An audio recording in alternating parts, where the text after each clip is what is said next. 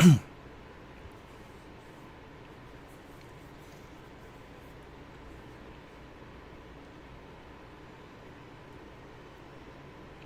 right, I'd like to start off by saying Barakatah YAHAWAH, BaHa YAHAWASHI, BaHa QADASH. Welcome to another live lesson. All right, the name of this one is Christianity, the main proponent of terrorism. Now, what is terrorism? Well, I have a definition for you. A dictionary, I believe this is dictionary.com if I'm not mistaken. Where it says here from Oxford: terrorism, the unlawful use of violence and intimidation, especially against civilians, in the pursuit of political aims. And this is pretty much what the church, so-called church, dealing with this Christianity or plantation Christianity has done. It has pushed, violence, unlawful use of violence and intimidation against civilians, against people that were unsuspecting of them, namely the so-called, Native American Indians, tribe of Gad, Reuben, Issachar, and the rest of the other tribes that were here in North Central South America, even including Canada. Then they brought the tribe of Judah, Benjamin, and Levi over here and pushed the same terrorism on them, because pursuant to the definition of terrorism is the unlawful use of violence and intimidation, especially against civilians, in the pursuit of political aims. And that's what they've done, and they have nerve enough now to try to label the Hebrew Israelites as a hate group, terrorists, and all that stuff, and we haven't done anything remotely close to what Christianity has pushed upon this planet. And they are those proponents, as I looked up the word proponent, also a person who advocates a theory, proposal, or project, because they had the power to stop slavery. They had the power to not have it happen at all, even though we know that according to the Bible it had to happen because of the prophecies of the Lord. But they didn't try to stop it. They didn't try to not engage in it. And the thing that made it so hypocritical is that they themselves call themselves so-called Christians, the followers of allegedly the followers of the Messiah, the benevolent, pious, supposed to be followers of the Lord, which they are none of those things, because everything that they did was against what the scriptures say. And they fucked up when they put their hands on the people of the Lord. Matter of fact, let's get two precepts, and then we'll go back, because I have something I was looking for that I want to bring out, and I couldn't find the information at first, but then I ran into this other article, and it kind of gave me what I needed. So it kind of worked out. So Barakatah YAHAWAH for that. So now let's go back to Zechariah 2:6. Now, I'm sorry, it'll go straight to the 8th verse. For thus saith the Lord of hosts, YAHWAH, after the glory hath he sent me unto the nations which spoiled you. And that's what they did. They spoiled us. And it wasn't just Esau. You had Hamites, you had Ishmaelites, and you had the other nations too that were involved in putting hell on us. Whether they grabbed us up and sold us directly, or whether they benefited off of the backs of our people. Beginning with the so-called Negroes, West Indians, Haitians, and then you have, the so-called Mexicans, the so-called South Americans, the so-called Central Americans, the so-called Native Americans of so-called America and Canada and the Caribbean islands. So all nations had a hand in this, because they all bought and sold, slaves. And it wasn't just Judah, Benjamin, and Levi that went into slavery on slave ships that had chains around them and yokes of iron upon their neck, although they suffered a major portion of that. The other tribes also suffered that also. even before the 3 tribes were brought over to this side of the world to fulfill prophecy. All right. So it says, for he that toucheth you toucheth the apple of his eye. So you touch the apple of the Most High's eye by putting your hands on the so-called Negroes, Latinos, and Native American Indians. So you pretty much fucked up, Esau. You know, so now you got to pay. Psalms 105:15 saying, touch not mine anointed and do my prophets no harm. So the Lord already warned to not touch his anointed. Who are his anointed? The Israelites, the so-called Negroes, Latinos, and Native American Indians, of which you put in slavery. So lock it for 1 minute.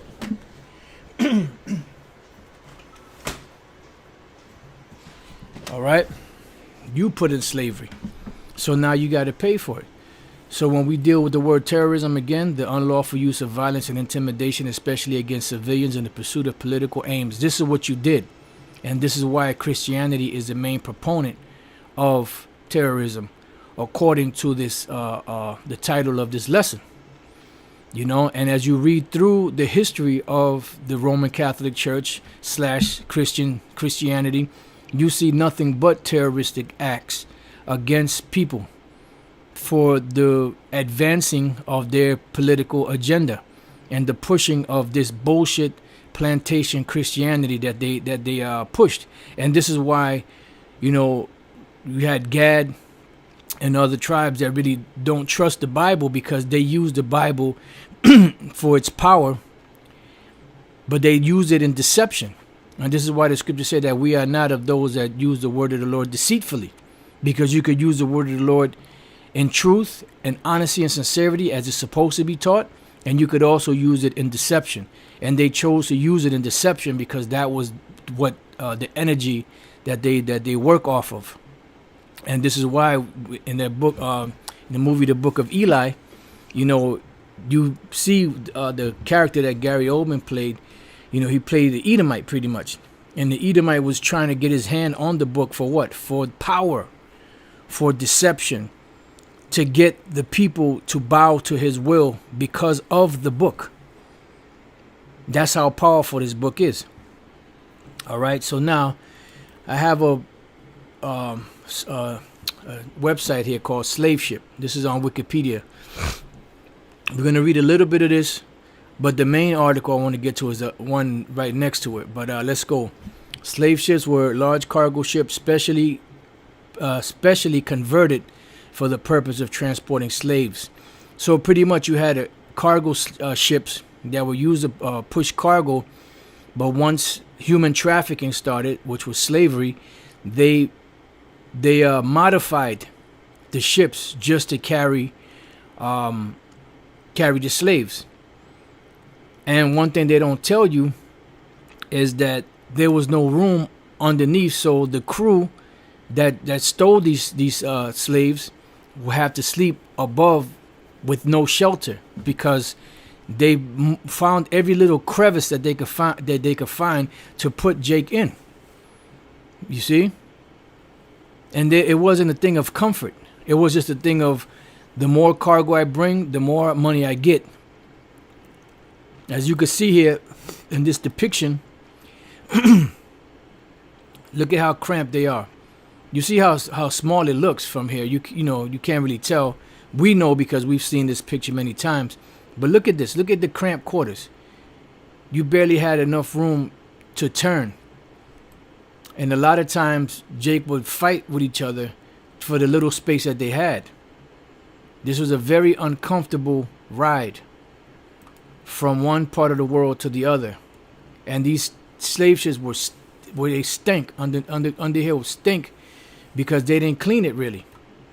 Human shit and piss. These were deplorable conditions, man. You know? And this is what you so-called white people push in the name of Christianity. That's why the name of the lesson is Christianity, the main proponent of terrorism. You push that, but then you have the nerve to call somebody a terrorist. You have the nerve to call somebody a hate group. You have the nerve to say that somebody doesn't have love, because they won't show you love now because of the wickedness that you committed. We're just going to I want to jump down to conditions on slave ships. right? And then sailors and crew. The owners of slave ships did their best to hold as many enslaved people as possible by cramming, chaining, and selectively grouping slaves to maximize space and make travel more profitable. And that's what it's all about. Not about comfort. It's about profit. Let's go real quick to Exodus. What is that? Is that 21? Yep, 21 and 16. And he that stealeth a man, which they did, whether you physically went on land to grab, or whether they were given into your hand for a price. And he that stealeth a man and selleth him, or if he be found in his hand, he shall surely be put to death. So if you stole the man, or if they were found in your hand, whether you stole them or not, you bought them, they were in your hands, he shall surely be put to death. So this is the penalty for stealing a man, for having him in your possession. But how much more an Israelite? Because this is what these laws pertain to. These laws in this Bible pertain to the Israelites. So you are in trouble, because to this very day the Israelites are in your hands. The so-called Negroes, Latinos, and Native American Indians are in your possession. This is why we have social security numbers, birth certificates, and all different types of adhesion contracts that cement us or glue us to you as our slave owner right now. All right, so let's go back. It says slaves on board were underfed and treated brutally, causing many to die before even arriving at their destination. And this is the hell. This was the hell that was brought upon Jake before they even got to hell. The voyage to hell was hell. The voyage to get to hell was hell, because they were being captured by Hamites. Then when they got to the shores of so-called West Africa, they were put on ships and treated like shit all the way across that ride. And then when they got to the Americas, they were treated like shit for the rest of their life. So that was hell on top of hell on top of hell. Or dying slaves were dumped overboard. See, if they were sick and dying, they would throw them overboard. Sharks would. That's why them sharks followed the slave ships in hopes to get a meal. These people were not treated as human. Yeah, because at the end of the day, Esau does not view us as being human. That's why they're going to be amazed when the Lord, they're amazed now that the Lord is raising us up. But wait till the Lord actually comes back and delivers us. Then they're really going to be like, oh shit. It says, living like animals throughout their long voyage to the new world. It took an average of 1 to 2 months to complete the journey. The enslaved people were naked and shackled together with several different types of chains. And then those chains were cut into the flesh. And a lot of times, you have the rust, that rust, in the different metal particles getting in there and infecting those wounds. It says stored on the floor beneath bunks. They didn't have no beds, no cots on the floor, with little to no room to move due to the cramped conditions. Some captains would assign slave guardians to watch over and keep the other slaves in check. They spent a large portion of time pinned to floorboards, which would wear skin on their elbows down to the bone. Oh my goodness, man. You fucking devils, man. I just got like a visual of that, Just imagine, you laying in a spot so long that the fucking your elbows wear down to the bone. The skin. First-hand accounts from former slaves such as Claudian Equiano. It says, describe the horrific conditions that enslaved people were forced to endure. The Slave Trade Act 1788, also known as Dolben's Act, regulated conditions on board British slave ships for the first time since the slave trade started. It was introduced to the United Kingdom's Parliament by Sir William Dobbin. Yeah, just what, they're going to make it a little more comfortable for you? What, they're going to give you knee pads and elbow pads? Fuck out of here. Now, this is what I want to get to also. I mean, you could read more. There's more horrific stuff. But I want to read this. And this, when I was reading this, I said, you know, that reasoning, you know, through the spirit of Yahawah B'Shem Al-Shai, B'Shem QADASH, there was a spirit on these devils to do the things that they were doing.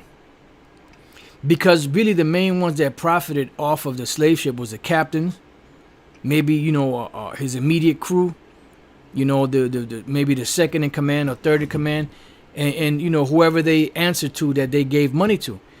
The crew that was on there from point A to point B to bring the slaves there, they had to live outside for a month, 2 months, depending on how long it took. They were underpaid. The conditions were horrible. They were cheated out of their pay. There was a lot of you know, a lot of hardships that these so-called, and I'm not being an apologist. I'm just saying, according to the history, what is written, that they were not. In other words, it wasn't the shit that they had to endure for the little pay wasn't really worth it. So why did they do that? It was because the Lord had put the spirit on these devils to do this, to fulfill prophecy. You know, because it's lunacy to, and then, you know, the majority of them, you know, of these so-called sailors, they were criminals. You know, they really couldn't get work otherwise. So this was one of the only things that they could get. You know, so the point what I'm saying is, why would you subject yourself to this measly pay and submit yourself to these horrible conditions, you know, if it really wasn't worth it? And the answer is the Lord had the spirit on these devils to do this. It says in the 18th, to fulfill prophecy, in the 18th and early 19th century, the sailors on slave ships were often poorly paid and subject to brutal discipline and treatment. Furthermore, a crew mortality rate of around 20% was expected during the voyage. Why? Because some of these sailors, right, that help transport the cargo of slaves, a lot of them died on the way there or the way back, you know, because of the horrible conditions, sickness, right? So the captain knew this, and they knew that it was a good possibility that 20% of his crew were going to die, so he didn't have to pay them on the return voyage. It said, which sailors dying as a result of disease, flogging, or slave uprisings. Because, you know, you had, contrary to popular belief, you had slaves that revolted against these motherfuckers and put them to death. They show you that in the movie Amistad.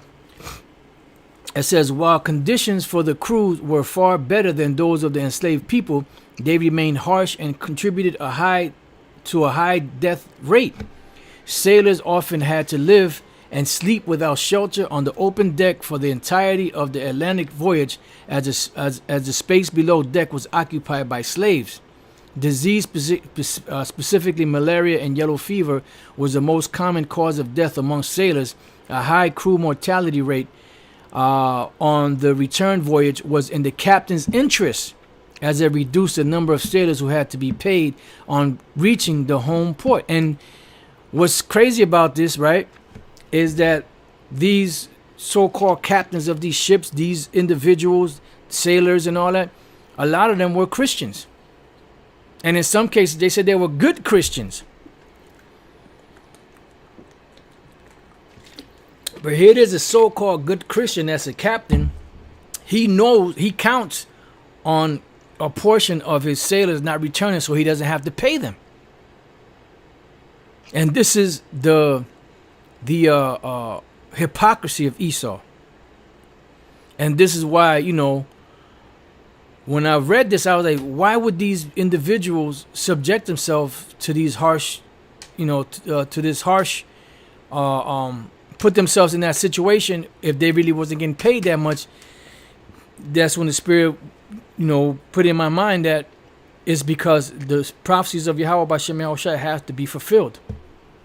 Crew members who survived were frequently cheated out of their wages on their return. See, because it was all about the captain and whoever he was paying, money to, from the cargo.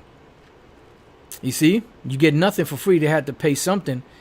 So a lot of the times the crew wouldn't get paid sometimes. And like I said, this is not at all an apologistic view for these sailors. Fuck them. Fuck the crew. Fuck those devils. The hell with them. They could drop dead for all I care. But the point of the matter is, why would you subject yourself to these conditions and you really weren't getting paid that much? The answer to that is because of the prophecies of Yahawah B'Shem Yahushua had to be fulfilled.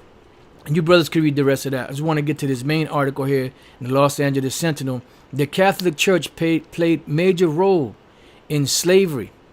And this was dated February 7, 2019. The Universal Church taught that slavery enjoyed the sanctions of Scripture and natural law, which slavery is in the Bible. But see, they had the wrong interpretation because they put this slavery part on the people of the Most High, not understanding. See, Esau will make the world believe that everyone on the planet, when you go back, Noah, Shem, Ham, and Japheth, Adam, Eve, and all, they were all white, so-called white people. That's the furthest thing from the truth. All people on the planet Earth at one time were people of color, from a dark brown to a light brown. It wasn't until the Lord cursed Cain and stripped him of his pigment that you had so-called white people on the earth. Then the Lord destroyed the earth by that flood, and afterwards the 8 survivors, which was Noah, his 3 sons, and their 4 wives, his 3 sons had sons, and their sons had sons, and so on and so forth, and by those 3 men was the earth repopulated. And they were all men of color, including Noah and including their wives. So after that, down the line, you had that serpent seed come again, once again, in the form of a man named Esau, that was called Esau, which the term Esau, Ishashwa or Ishaw, means wasted away is he. Why? Because the pigment of his skin was wasted. It didn't have the natural brown color or melanin that the rest of the people at that time had. That's why Isaac looked at him and was in shock. And he said, I saw. In other words, wasted away he. And then later on, his name was called Edom, Adawam, because of that red pottage that he ate. So his name was called Adawam, Edom, which means red. All right? So that was the next time that so-called white-looking people came upon the earth. But prior to that, it was all dark-skinned people, brown-skinned people, from a dark brown to a light brown. And this is why Esau, the Hamites, that's the so-called, the Negroes that were brought, the Africans. That's why they call Jake Africans, to justify calling them Canaanites. And in this article, the individual that put this article together, which I believe this was a Jake that put this article together, and they think that the Canaanites were so-called white people, which they're not. They're wrong on that. It says, when the missionaries arrived, the Africans, which are Israelites, had the land, and the missionaries had the Bible. They taught us how to pray with our eyes closed. When we opened them, they had the land and we had the Bible. Jomo Kenyatta, first president of Kenya, Africa. Well, this was a recent quote, but you had a lot of those people that were in that land of Ham that were really Israelites, especially on the western coast. It says the Catholic Church played a vital role in the transatlantic slave trade, but they're Christians. It says according to historians and several published theses on the topic, the transatlantic slave trade was introduced by the coming of the Europeans, who came with the Bible in the same manner that Arab raiders and traders from the Middle East and North Africa introduced Islam through the trans-Saharan slave trade. According to AfricaW.com, a premier informational website available throughout the continent. Now this is what I want here. In fact, the church was the backbone of the slave trade. The authors wrote, in other words, most of the slave traders and slave ship captains were very good Christians. And this is what I was looking for. I was looking for a list. Been looking for it for, about a week or so, maybe a little longer. I was looking for a list of the captains on ships that were Christians. How many captains on these ships were actually Christians? And we're reading here that most of the slave traders and slave ship captains were very good Christians. So if you're a Christian, why would you subject someone to these horrible conditions? I thought Christianity was all about love, right? Every time you speak to them, yeah, it's all about love, love, love, love, love. God is love. But what happened to that love when it came to these so-called slaves, which happened to be Israelites? What happened to that? What happened to the love with the so-called natives of this side of the world that you deceived and took their lands? What happened to the love then? But now all of a sudden, now in modern times, you want to start jumping up and down about love and how we're a hate group and how we're comparable to the Ku Klux Klan or the KKK or these white supremacist groups, which they actually commit acts of violence against Jake. We don't. But you have a couple of examples of some bugged out individuals that did some stupid shit. But when you look at the KKK and these white supremacist groups, you have people that are up in office, police chiefs, senators, congressmen, presidents, vice presidents, generals in the military that condone these acts of violence against the so-called Negroes and Latinos and Native American Indians. And they do that willingly. They weren't just some bugged out individual that just happened to stumble into something and then, just committed some random act of violence.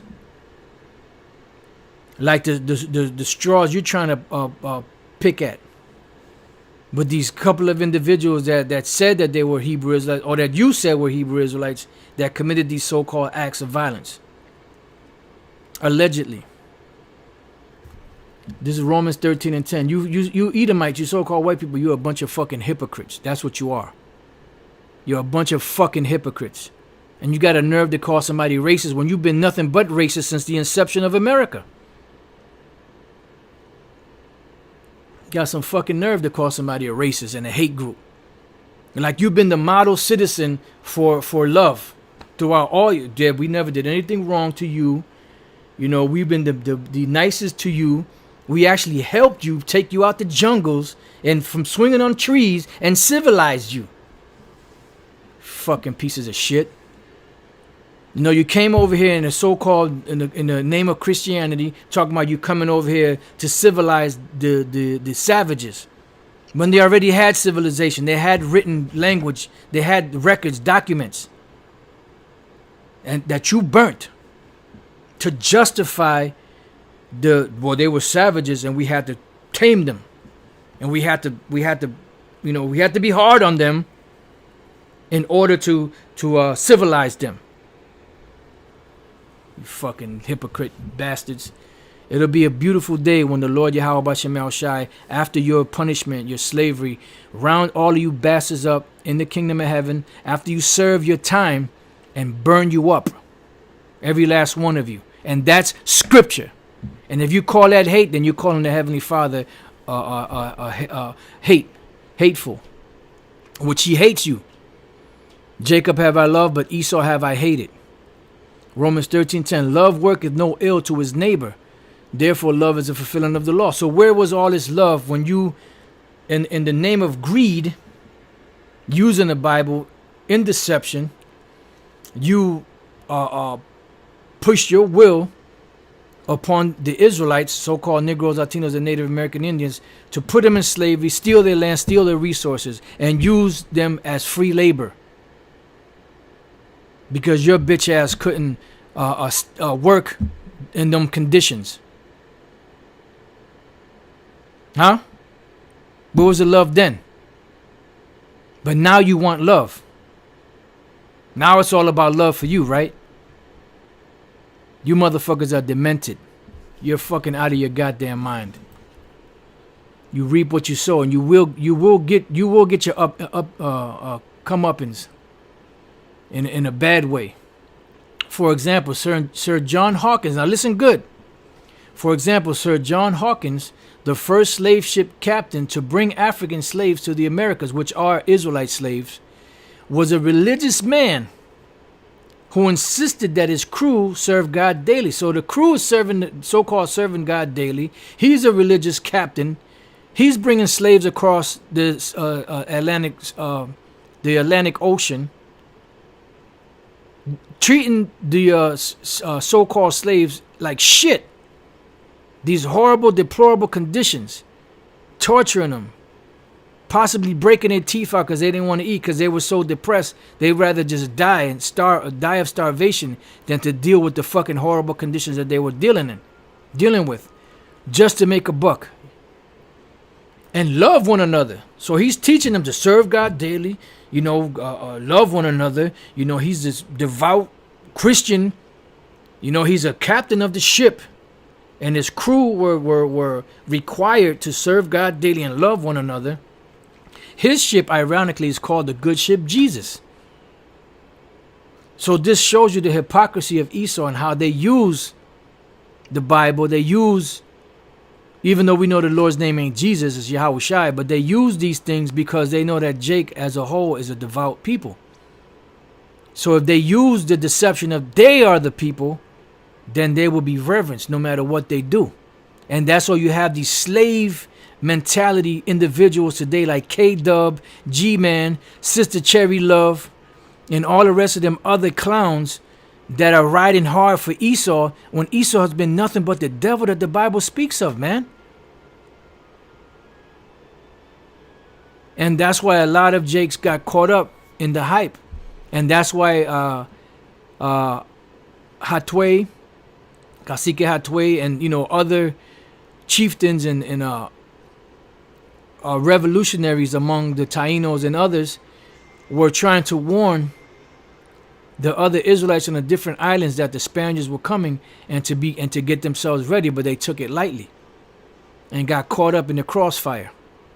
It says, left the shores of his native England for Africa in October 1562, some historians argue that if churches had used their power, the Atlantic slave trade might have never occurred, but it had to occur because Bible prophecy had to be fulfilled. Let's go to 2 precepts on that. Let's go to the book of, matter of fact, let me get, I believe that's that. Let me see if this is it.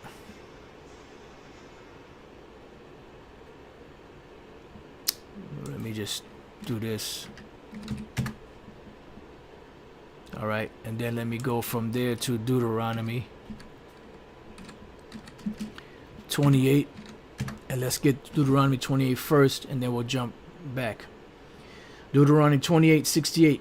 And the Lord shall bring thee into Egypt again with ships. Which, how did the so-called Negroes, West Indians, and Haitians get to this side of the world? By way of cargo slave ships. And they actually took these ships and modified them specifically to fit human cargo, because the human cargo was the most profitable on their ships. By the way whereof I spake unto thee. Why? Because Jake was told that these things were coming. The word was unto them, line upon line, precept upon precept, here a little, there a little.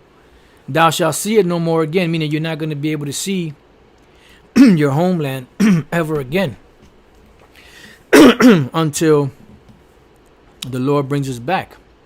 And there, where? In America. Because where were the slaves sold? Here in America. As soon as they got here, what happened? They would be put on the auctioning blocks and sold. Families were separated. That was all part of the curse. It says, and there you shall be sold unto your enemies for bondmen and bondwomen, slave men and slave women, when you look this word up.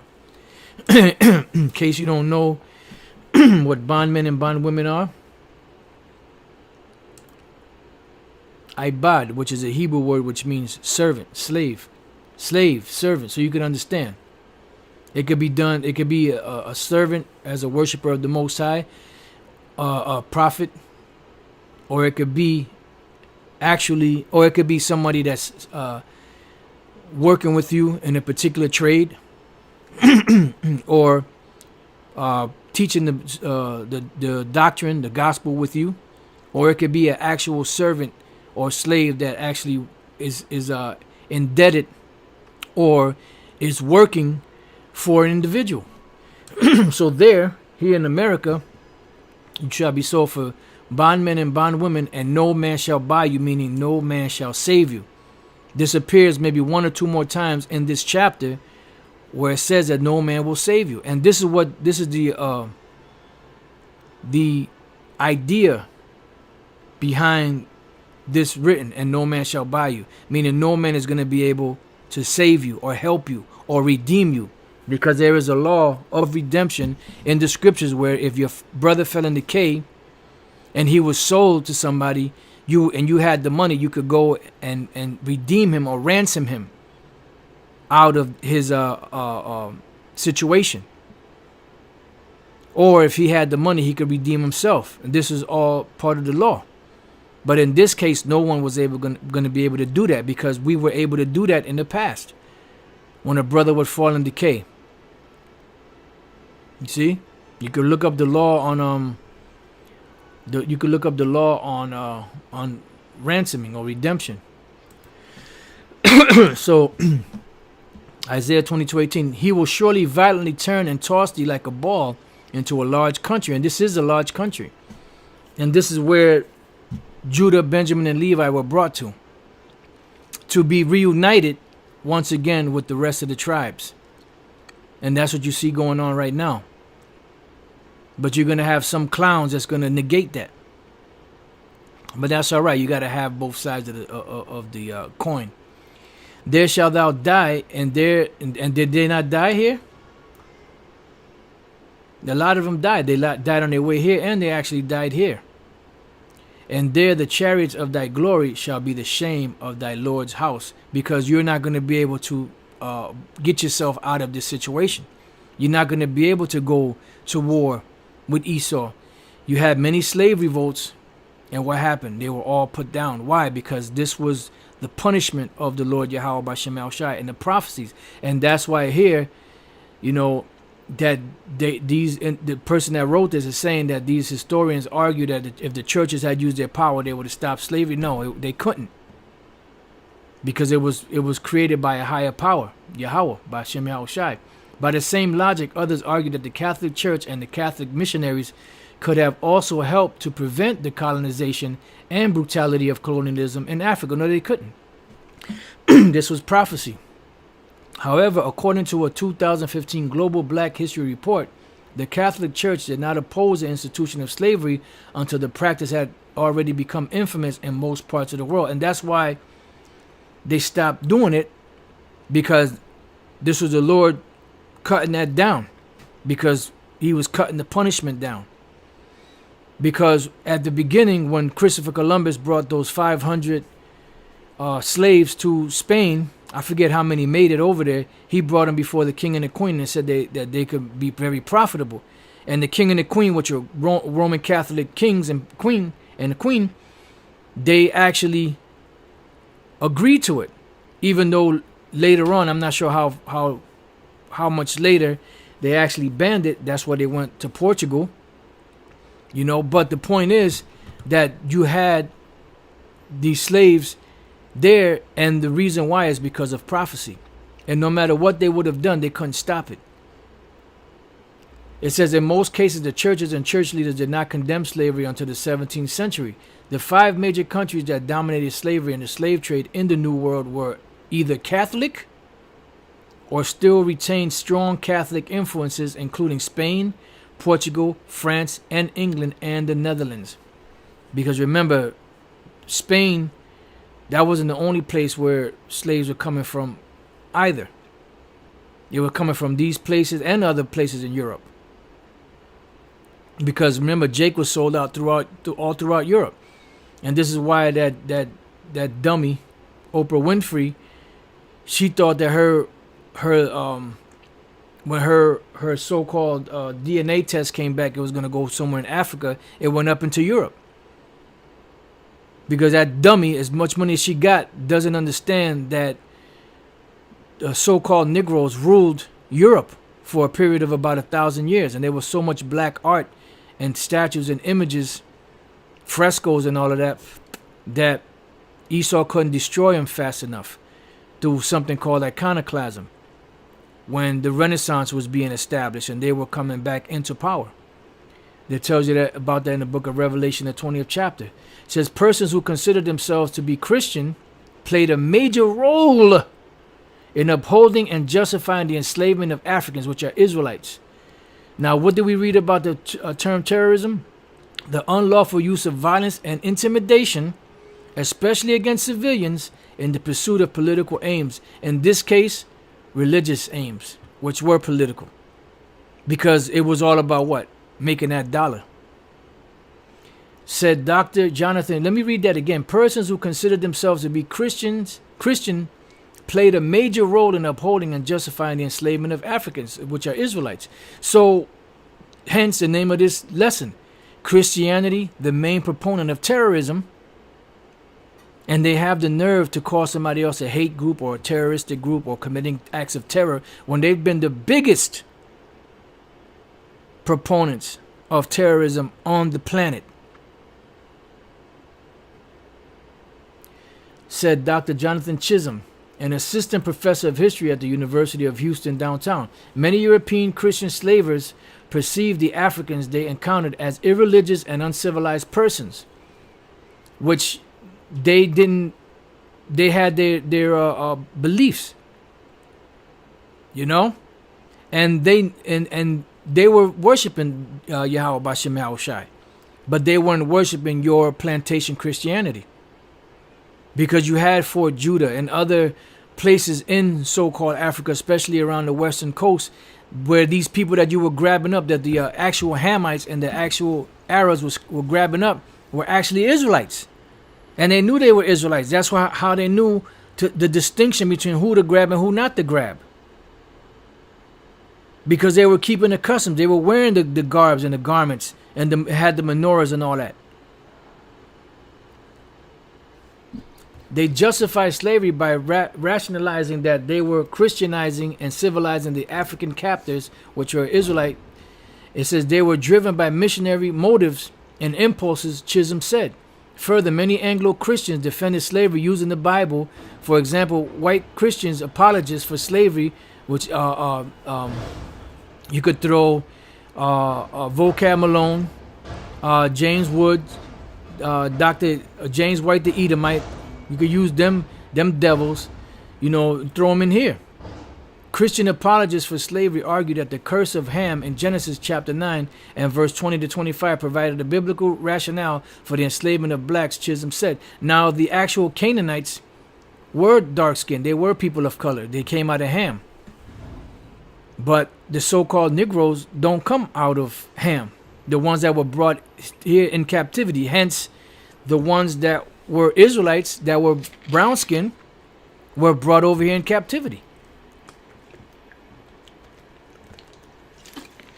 And when we read the Zondervan's Bible Dictionary and other sources, they know that the so-called Negroes that came to this country as slaves are not Hamites. They're not Hamitic. In this passage, Noah cursed Canaan and his descendants, arguing that Ham would be the lowest of slaves among his brothers because he saw the nakedness of his father. A further understanding of the passage also revealed that while some have attempted to justify their prejudice by claiming that the Most High cursed the black race, no such curse is recorded in the Bible. Well, this particular nation among Ham, they were cursed as far as being cursed to be slaves. And they were people of color. But they are different than the so-called Negroes that were brought here, or so-called blacks that were brought here. See? And the ignorance come because of skin color. Everybody thinks that just because you're the same skin color, you are the same people. When all people on the planet, going back to Noah, Shem, Ham, and Japheth, you know, going back even before that, but after that, that's how the whole earth was repopulated. They were all men of color, brown skin. And they had different descendants. You had the Japhetic people, which took over Europe and the Mediterranean Sea, the islands there. They were people of color. Today you would call them Polynesians. They were the ones that inhabited all of those lands and those islands prior to Esau getting up in there. Then you had the Hamites, which had the land of Ham, which is so-called Africa. We could read that in the scriptures that the land of Ham is in Africa. They also had communities of themselves all throughout the Holy Land, which was called the land of Canaan at the time. Then you go up into Babylon, which those were today would be the modern day Ethiopians. You know, they were holding down all those lands there. But eventually they were moved and pushed down where? Into Africa, because Egypt, or Mitzrayim, or Matazarium, or Egypt, was in the land of so-called Africa. And those Egyptians that come out of Mizraim, you know, or Matazarium, go back to Ham. So all the original Hamites were people of color. But the so-called Negroes don't come out of Ham. The so-called Negroes come out of Shem. And all of the sons of Shem were all brown-skinned people. And it wasn't until Isaac's two sons, his twin sons, Jacob and Esau, that you had somebody that came back onto the earth, onto the planet, as a person that had no color, and that was Esau. Hence the name Esau being Aishah, which means wasted away is he. So it says that often cited verse says nothing whatsoever about skin color, but if you understand the scriptures and you understand that all the people back then were people of color, then you know that part is correct. But they applied it to the wrong people, because the Canaanites did become tributary to the Israelites while we were in the land. It says also it should be noted that black race evidently descended from a brother of Canaan named Cush, and not all so-called black people came out of Cush. You had, you know what? Let's go to it. Let's go to Genesis chapter 10.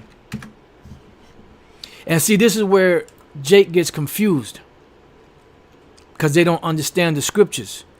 He's basing this without really studying the scriptures. And if he did do any studies, what he did or she did was they went into the stuff that Esau already has out there, you know, and they get confused because the scriptures are not to their benefit. You know, even Eustace Mullins, as a greater historian as he is, he even got this wrong. Because he has a book called The Curse of Canaan, and he tries to put that Canaanite label on these Edomites, these Amalekites, and calls them the descendants of Canaan, which they're not. Because the Canaanites were brown-skinned people. You see? So Genesis chapter 10 verse 1. Now these are the generations of the sons of Noah. Shem. Noah was a brown-skinned man. Shem was a brown-skinned man. Ham was a brown-skinned man. And Japheth was a brown-skinned man. And unto them were sons born after the flood. Now you'll notice when we jump down to Ham, right? And the sons of Ham, what? Cush and Mizraim and Put and what? Canaan. So this individual say that the Cushites, that's what black people came out of. But Canaan is the so-called white people. Canaan's descendants were evidently light-skinned, not black. See? But now, when we give them the true understanding of how the Most High, or where the so-called white race came from Esau, which was a son of a so-called two so-called black people, one named Isaac, the other one named Rebecca. There's, oh, you crazy, man! How can a white person come out of two so-called black people? And when you do the research, you find out that you've had many dark-skinned people that have had two children, twins. One come out looking like a white person, and one coming out looking like a so-called like a regular baby. But then they can push this, and brother, this will be accepted. Oh, well, you know, it's impossible that the Canaanites are black because they're really light-skinned, even though it doesn't say that in the scriptures. But see, with Jake, whatever suits their understanding or justifies their point of view, that's what they're gonna go with. But anyway, regardless. So they all four of these of Ham's sons were all dark-skinned people: Cush, Mizraim, Put, and Canaan. And the Mizraimites is where you get the Egyptians from, and the Egyptians were on the northern part of the, and so were the Put on the northern parts of so-called Africa. Then you had the Ethiopians, which came out of Cush, which were further south, and then you had the Canaanites, which eventually merged down into the southern parts of so-called Africa, because their lands were taken by our forefathers, the Israelites. It's easy. Some of them were slaves, and some of them ran down up into so-called Africa, down further down, because they were all Hamites. So it says, truly nothing in the biblical account identifies Ham, the descendants of Canaan, with Africans, which it does, but you know, this individual is not going to get it. Yet Christians apologists determined that Africans were descendants of Ham, Chisholm said, which that so-called the real Africans, the real so-called Africans are descendants of Ham. But the so-called Negroes that they took are not descendants of Ham. This is what you have to understand. There's a book called, what is that? By Rudolph Windsor. What's the name of that book? Right now. Oh, From Babylon to Timbuktu. And in that book, it tells you that you had an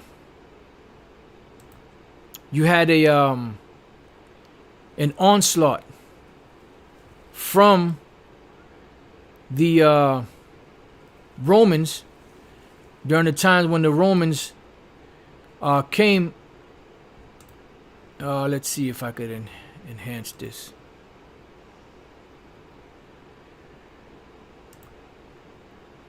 Trying to see if I can make this a little bigger, because I have an account here.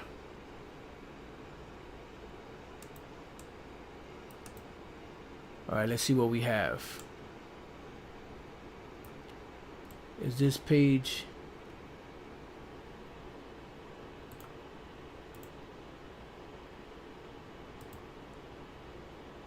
Right here. It says, in the year 65, let me make this a little bigger for. All right, let's see if we can get this now. It says, in the year 65 BC, the Roman armies under General Pompey captured Jerusalem. In 70 AD, which was a little more than 100 years later, General Vespasian and his son Titus put an end to the Jewish state with great slaughter. During the period of military governors of Palestine, many outrages and atrocities were committed against the residue of the people. During the period from Pompey to Julius, it has been estimated that over 1 million Jews fled into Africa, fleeing Roman persecution and slavery. The slave markets were full of black Jewish slaves. See? So you had Israelites that fled out of so-called Africa. I'm sorry, out of Jerusalem, Palestine, and those areas, Israel, and fled into the interiors of Africa. Why? Because that's where we would flee whenever there was something that came up or something that happened. because you had a large community of Israelites in Egypt, which were known as the Alexandrian Jews. Then you had up in the northern parts of Africa, Libya, and those areas up in there, you had a lot of Israelites up in there, and then they migrated to the western coast. So that was a thing that Israelites will always go into Egypt. When we read the history of the Lord YAHAWASHI and his parents, matter of fact, let's get that real quick. Matthew chapter 2 and verse 13. And when they departed, because this is after Herod found out from the wise men that they were coming to worship the king of Israel that was born. And he wanted to know, well, I want to worship him too, which he was lying. So let me know when you find him, let me know and come back and let me know so I could come and worship him. But what it was, he wanted to kill him. But they were never the wiser. They didn't really understand what was going on. You know, they were just led by the Spirit to go and see YAHAWASHI.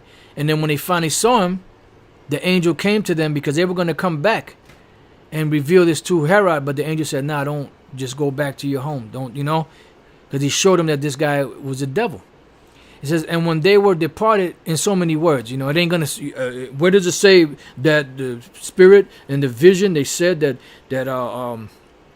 the wise men was revealed to them that Herod was the devil? It ain't going to say it like that. So it's a damn shame you gotta, give disclaimers for everything. Anyways, and when they were departed, meaning the wise men, behold, the angel of the Lord appeareth to Joseph in a dream, saying, arise and take the young child and his mother and flee into Egypt, because we were constantly going back and forth into Egypt and different parts of so-called Africa. It says, and the apostle Paul was mistaken for an Egyptian. Moses was passed for the Egyptian's grandson. Come on. And be thou there until I bring thee word, for Herod will seek the young child to destroy him. See? So they fled into Egypt. So there were many Israelites in the land of Egypt, going back and forth. All right? So now let's go back to this article. Nevertheless, at the beginning of the 16th century, the racial interpretation of Noah's curse became commonplace, he said. In 2016, Georgetown University in Washington, D.C. offered a public apology after acknowledging that 188 years prior, Jesuit priests from the Roman Catholic Church, plantation Christianity, sold 272 slaves to save the school from financial ruin. It was all about making that money, and that's what the scriptures say. Let's go to Habakkuk chapter 2. Habakkuk chapter 2 and verse 10. Thou hast consulted shame to thy house by cutting off many people, and hast sinned against thy soul. They cut off people, they sold people, and they pretty much were sending slaves back and forth to each other. Let's go to Revelation 11 and 8. It says, so this is after what we're about to read here in Revelation 11. This is after the so-called slave trade in these modern times, when the Lord was about to build up the Israelites and bring them back to their nationality and bring them out of this captivity. But that time couldn't start until all the tribes were on this side of the world. And this is why the Lord allowed that to happen, for Judah, Benjamin, and Levi to come over to this side of the world to be reunited with their brothers again, the so-called Negroes, Latinos, and Native American Indians. You see?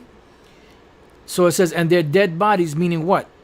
The dead state that they were in, that valley of dry bones, because this is the valley of dry bones. America is the valley of dry bones. Even Malcolm X tried to tell Jake that they were the valley of dry bones, but the Most High didn't want him to bring that information out. Why? Because he had celebrity status, and they would have believed him.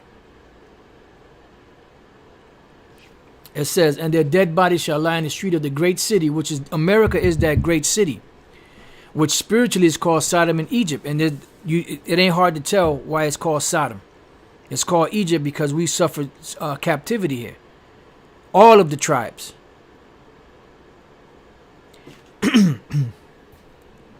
Where also our Lord was crucified, because the Lord Yahawashi was crossed out here by putting up the image of that so-called white Jesus. And this is why to this day you still have Israelites here, so-called Negroes, West Indians, and Haitians that still worship the image of that so-called white Jesus. Because that was embedded in their mind. See? This was part of that great deception. And they of the people, meaning all nations and kindreds and tongues and nations, shall see their bodies 3 days and a half. Because these nations knew who Jake was. It says, and shall not suffer their dead bodies to be put in graves, because they didn't tell them who they were. Just like Esau over here on this side of the world stripped our forefathers of their nationality, of their culture, of their identity, like brothers go into, like down in the island of Puerto Rico, you have a term called hibaro, which would be synonymous to, you know, you country, man. You country as hell, man. You country is all hell. You know, like a derogatory thing. But when you check out the origins of the word hibaro, it goes back to Igbo or Hebrew. So the majority of the evidence that pointed to the Israelites being, or the 10 tribes being the Israelites, was stripped or was downplayed in history or wasn't even reported. Because a lot of those books that I always get confused, what is it, Mayans or Incas, which was Issachar, if I'm not mistaken, they had a lot of documentation, written records that those devils destroyed, because they couldn't justify so-called civilizing somebody or stealing their land if they were already civilized. So they burnt those records. All right, and says, and shall not suffer their dead bodies to be put in graves, because they didn't allow them to know who they were. They kept all of the tribes blind to who they were until this time now. And this is why Ezekiel, the 37th chapter, is such an important chapter, because it gives the revival and the putting of the skin and the sinews and the muscles and all that back, and the blood back into the children of Israel, to bring them out of that dead state and bring them into the great awakening. Because for a long time we were dead. We were in a dead state. But the Lord allowed that to be revived in us. Because, you know, Judah and Benjamin, and they were finding out, because the Lord said that he would raise the tents of Judah first. So you had a lot of Judites in New York that were into the commandment keepers and following following behind the so-called Jews and certain rituals they did in the scriptures and ceremonies, because they were coming back to their nationality. So it was a stepping stone, because they were coming back out of it. That's why today you have some individuals that say, well, what you teaching, it goes back to what the so-called Jews teach. Yeah, but there had to be a beginning. We were lost. But then as time progressed and as the understanding started becoming clearer and clearer, all of that shit that was taught by them so-called Jews was pushed to the side, because the picture was being made more and more clear as each day came, you know, as each day went by. Let's go to 2 Corinthians chapter 3. And then let me get real quick, what is that? 1 Corinthians 13 first. So it says 1 Corinthians 13 and 9. For we know in part and we prophesy in part, and that's what happened. And even to this day, as much information and knowledge that we have, we're still prophesying in part. But when that which is perfect is come, which is who? Yahawashi, then that which is in part shall be done away. So when Yahawashi comes, then everything that's the partialities or the things that we don't know will be made manifest. But right now, there's many great things that are being made manifest, you know, of who we are, that wasn't being made manifest back in the 50s, 60s, 70s, 80s. You see? But it wasn't until the late 60s into the 70s, into the, you know, that understanding started to grow and take root. Because prior to that, like I said, he had a lot of Judites that woke up to being Israelites that were following the Old Testament ways.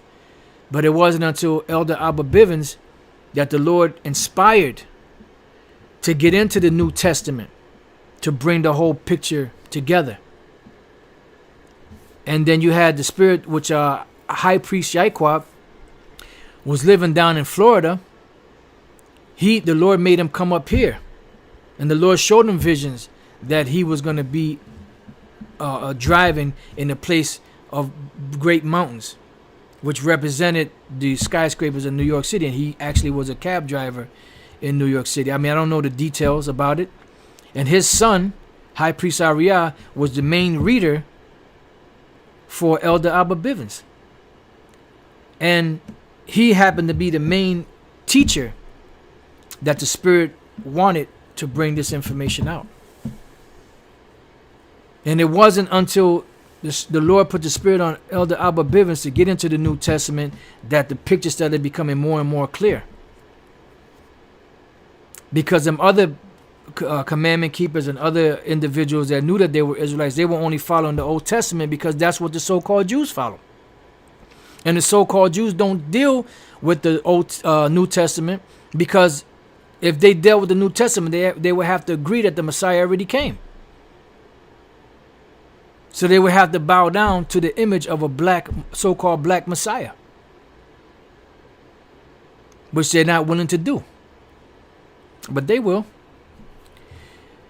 Verse 12, for we know in part, for now we see through a glass darkly, but then face to face. Now I know in part, but then shall I know, even as also I am known. So we'll be able to know perfectly when YAHAWASHI comes back. But right now the picture is becoming more and more clear as each day goes by.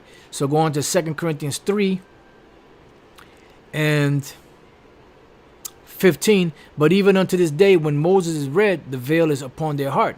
Meaning what? That veil that Moses had upon his face, because of the glow that he had from the presence of the Lord, was how that veil was going to be put upon the Old Testament and even the New Testament in these times, to where Jake wasn't going to understand it. It says, nevertheless, when they shall turn to the Lord, when they turn to Yahweh Bashem Yahushai, the veil shall be taken away. And that's what happened. The veil was taken away beginning through Elder Abba Bivens. It says, now the Lord is that Spirit, and where the Spirit of the Lord is, there is liberty. Why? Because you will be set free from the chains of that death that we were in the valley of the dry bones. It says, but we all with open face, beholding as in a glass the glory of the Lord, are changed into the same image from glory to glory. Why? Because the picture is becoming clearer and clearer as we get closer and closer to the end. Even as by the Spirit of the Lord, Yahweh Bashem Yahushai. Okay? So now going back to Revelation 3, and 11 and 10. And they that dwell upon the earth shall rejoice over them. Meaning who? The other nations are going to be rejoicing over Jake, and make merry, and shall send gifts one to another, because slaves were brought to all over the place. Because you had the transatlantic slave trade, which we speak about a lot. Mainly that's one we speak of. But you had the trans-Saharan slave trade, which we had them so-called Arabs sending, Jakes into Europe and up into them areas. So for the most part, Jake was in slavery. The so-called the three tribes, Judah, Benjamin, and Levi, were slaves all throughout the world. All right? Because these two prophets tormented them that dwell on the earth. Meaning, this has a deeper meaning, but the surface meaning is the southern and the northern kingdom. They had a major effect on Esau. And they know that if they let these people come back together, that there's going to be problems. And we could read all about these accounts all in the scriptures of how these nations said they would go to the actual kings of those empires that were in rulership and say, look, you got to do something because of these people. They have their own laws that are contrary, and they're not going to pay tribute. They're not going to do this. They're going to cause trouble. And that's exactly what happened. And the Lord put the spirit on these devils to bring the 3 tribes over here, to gather them back together with the other tribes, to revive and put that flesh back in them, so that the Lord could do his thing. Woo, man. I'm going to get this precept about to close out. I'm going to go back to this article, see what else we can find. So Jesuits, priests sold 272 slaves to save the school from financial ruin. This is how the New York Times first reported the story. You brothers could read the rest of this. It's not that much more, but I want to recap on this again, because this was some. This is the bomb right here. Where are we? In fact, the church was the backbone of the slave trade. The authors wrote, in other words, most of the slave traders and slave ship captains were very good Christians, and they put Jake in these horrible conditions. So now you got to pay, man. You got to pay. I know you don't want to pay. We understand you don't want to pay, and you're not going to admit that you got to pay, and you're going to try to find every loophole that you can. But there's no loopholes, man. There ain't no loopholes. Matter of fact, I'm gonna start you off with this. I'm gonna give you some Gerber baby food, some soft Gerber baby food, so you can digest. I'm gonna start you off with this, Esau. Hebrews 12:16. Lest there be any fornicator or profane person as Esau. This is your daddy. You so-called white people. Your daddy is Esau. His name was changed to Edom. You are the Edomites. You are the people that the Lord that is in control of the world. And you are the people that the Lord will come and visit when he comes back. Who for one morsel of meat sold his birthright. So you sold your birthright, man. And your blessing was taken from you. For you know how that afterward, when he would have inherited the blessing, he was rejected, for he found no place of repentance, though he sought it carefully with tears. So you're not going to get any form of repentance. You got to pay for what you did. You wanted to play the game, now you got to pay the price. Isaiah 14:21, prepare slaughter for his children for the iniquity of their fathers. And that's in plain English. You reap what you sow. He that doeth wrong shall receive for the wrong which ye have done. That they do not rise nor possess the land, nor fill the face of the world with cities, because all you're going to do is go around the world and take everybody's shit and deceive everybody like you've been doing. Your very first act when you were released from that prison sentence was to what? Go around the 4 corners of the earth deceiving the whole world. Revelation 13:9-10. If any man have an ear, let him hear. He that leadeth into captivity shall go into captivity. He that killeth with the sword must be killed with the sword. Here is the patience and the faith of the saints. And this is what we're waiting for the Lord YAHAWASHI to deliver us, bring us into the kingdom so that we can get our vengeance upon you in the kingdom of heaven. So the Lord is coming to take you down. YAHAWASHI. They're coming to take you down and going to force you to pay. Matter of fact, one more precept before we close out. Let's go to Obadiah, the 15th verse. For the day of the Lord is near upon all the heathen. As thou hast done, it shall be done unto thee. Thy reward shall return upon thine own head. So everything that you've done, it's gonna be returned back onto your own head. For as you have drunk upon my holy mountain, which is what's the holy mountain of the Lord? The Israelites. It says, so shall all the heathen drink continually. So every last one of you, beginning with Esau, you Edomites, you so-called white people, beginning with you, you're gonna drink continually until you pay your tab. They shall drink and they shall swallow down, because you're gonna gulp it. You're gonna be gulping it every day here, except for the Sabbath. But the Sabbath, even though it's gonna be a day of rest for you, you're gonna be horrified, because you know that once the sun goes down, that's your ass. You're going right back into those horrible, deplorable conditions for the next 6 days. And then your living quarters ain't going to be great. You know? You're going to have it bad, man. Yea, they shall drink, and they shall swallow down, and they shall be as though they had not been. See?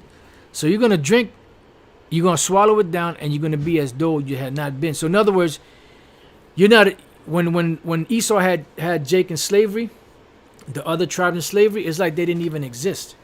Like they didn't have a name.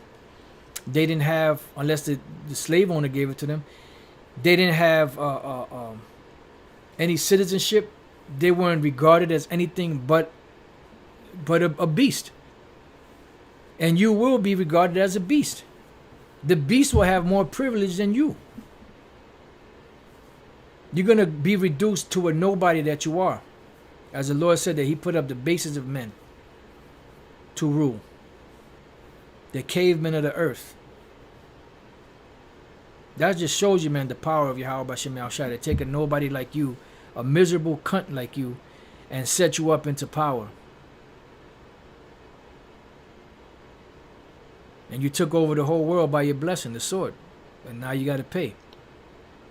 So with that, I pray that you brothers have been edified, and very few sisters that have been watching. And until the next time I say, Shalom.